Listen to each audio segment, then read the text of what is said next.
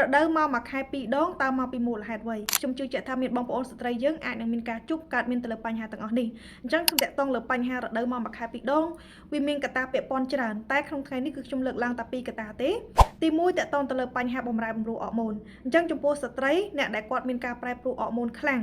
លើសអរម៉ូនឬក៏ខ្សោយអរម៉ូនជាពិសេសគឺកើតឡើងចំពោះស្ត្រីដែលគាត់ចាគេសម្រាប់មិនគ្រប់គ្រាន់អ្នកដែលគាត់លើសគីឡូខ្លាំងអ្នកដែលគាត់ស្គមខ្លាំងអ្នកដែលគាត់ខ្វះសារធាតុចិញ្ចឹមឬក៏អ្នកដែលគាត់កង្វះលើលំហាត់ប្រាណឬក៏អ្នកដែលគាត់ stress គិតច្រើនគេងយប់ជ្រៅគឺងាយធ្វើឲ្យបញ្ហាអរម៉ូនរបស់គាត់ចាប់ផ្ដើមដំណើរការអត់ល្អ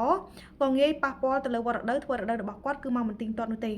ទី2តាក់ទងលើបញ្ហាស្បូនអញ្ចឹងចំពោះស្ត្រីអ្នកដែលមានបញ្ហាតាក់ទងលើស្បូនដូចជាការធ្លាក់សររ៉ាំរ៉ៃរយៈពេលយូររហូតបង្កឲ្យគាត់ទៅជាមានបញ្ហារលាកនៅមាត់ស្បូនចារលាកដកដៃស្បូនឬក៏មានបញ្ហាដុំខ្ទិះនៅខាងក្នុងស្បូនចាដុំសាច់នៅក្នុងស្បូនគឺអាចនឹងធ្វើឲ្យគាត់ចាប់ផ្ដើមមានបញ្ហារដូវមកមិនទៀងទាត់ឬក៏អាចនឹងធ្វើឲ្យគាត់មានការរដូវមកមួយខែ2ទៅ3ដងអញ្ចឹងចំពោះស្ត្រីអ្នកដែលកំពុងតែជួបកើតមានទៅលើបញ្ហាទាំងអស់នេះជាការលើកទឹកចិត្តសូមបងប្អូនឧស្សាហ៍ទៅឆែកសុខភាពមាត់ស្បូនដើម្បីឲ្យប្រកាសច្បាស់ថាតើតើតើលើបញ្ហាដែលបងប្អូនកំពុងតែកើតមិនមានបញ្ហាធ្ងន់ធ្ងរ